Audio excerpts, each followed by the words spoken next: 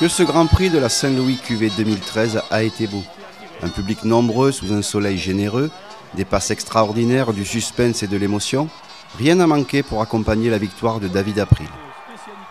Après la traditionnelle valse des barques, le hasard du tirage au sort a voulu que Robert Ciani soit le premier à fouler les tintins, rendant ainsi un nouvel hommage à Adrienne Birducy, la marraine de la Saint-Louis 2013.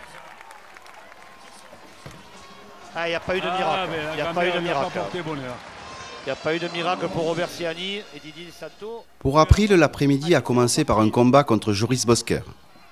Puis ce seront Lopez et Sylvain Sabatier qui subiront la loi de l'ancien vainqueur du tournoi. Pour rigoler, Joris Bosquer, maintenant il n'a pas besoin de se changer, il peut rester mouillé. Il peut rester mouillé et on continue le tournoi. Stéphane Petrov, 2 fois finaliste du Grand Prix, donnera 3 beaux coups de lance pour se défaire d'Ortega, Thibaut Georges et Jean-Pierre Marchadier. Oui, c'est fait. 3 hommes en 3 coups de lance. Magnifique, vraiment super Stéphane Petrov. Vainqueur en 99 et finaliste l'an passé, Jean-Louis Montel s'est assez facilement qualifié en tombant successivement Ferrara, Garrett et Caravano. Plus tard dans la journée, le patron prendra enfin possession du cadre.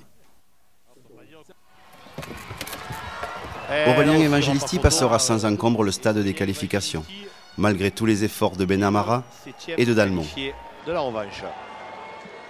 Il s'ensuivit un grand moment d'émotion avec l'arrivée dans le tournoi de Claude Massias, peut-être le plus grand jouteur de l'histoire.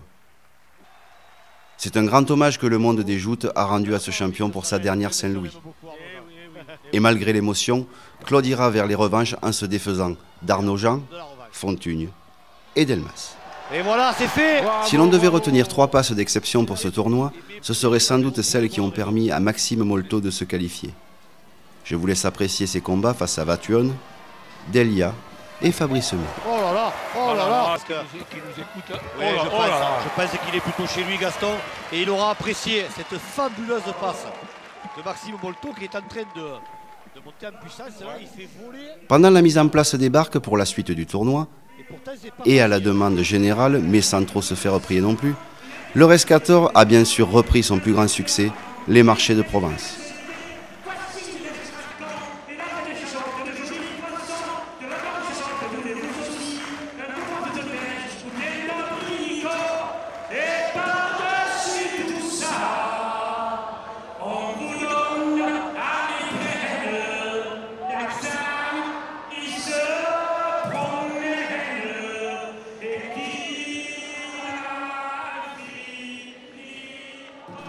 Autre moment d'émotion, la Marseillaise spontanée entonnée par le public dans le cadre. Et alors là, c'est encore plus beau. Et là, il faut se lever. Là, il faut se lever, mais ça, c'est le public qui entame une Marseillaise extraordinaire. Vraiment extraordinaire. Alors là, on a touché le pompon. Là. On est au sommet de ce qui peut arriver.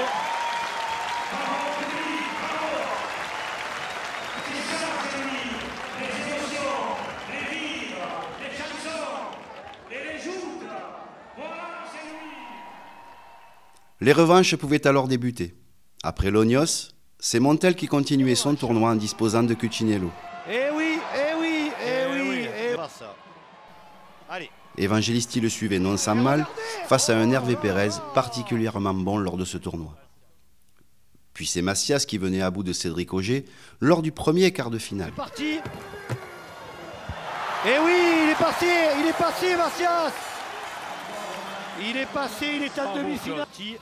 Troisième quart de finale. April et Molto se qualifieront pour les demi-finales en battant respectivement Lognos et Soula. Pourtant, il est passé près, Vincent. Il est passé près de la catastrophe, la passe d'avant. Il est en demi-finale, David April. Et voilà le dernier quart s'annonçait explosif entre Montel et Evangelisti. Et personne ne fut déçu. Après quelques passes, le dernier choc entre les deux hommes restera dans les mémoires. En passe de se qualifier, le patron a vu son genou lâcher sous la pression de son adversaire. Preuve de la puissance du coup, cette lance qui se brise et qui autorisait donc Aurélien à remonter.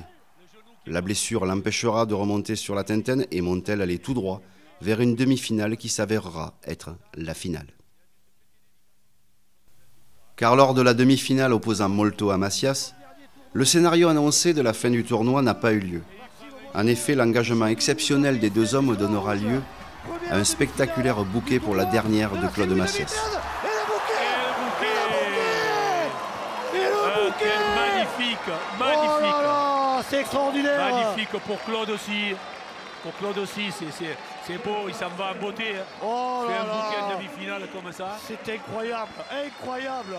Le public est debout, Vincent. Ah ouais, on a eu une Saint-Louis à rebondissement. Hein. Et c'est donc devant plusieurs milliers de personnes que les deux anciens vainqueurs du Grand Prix, Montels et April, se sont affrontés lors de la finale. Et à la deuxième passe, David April s'impose, remportant ainsi sa deuxième Saint-Louis. David April, incroyable David April. Incroyable, il a gagné. Il est en larmes, David April. Jean-Louis Montel pour la deuxième année consécutive.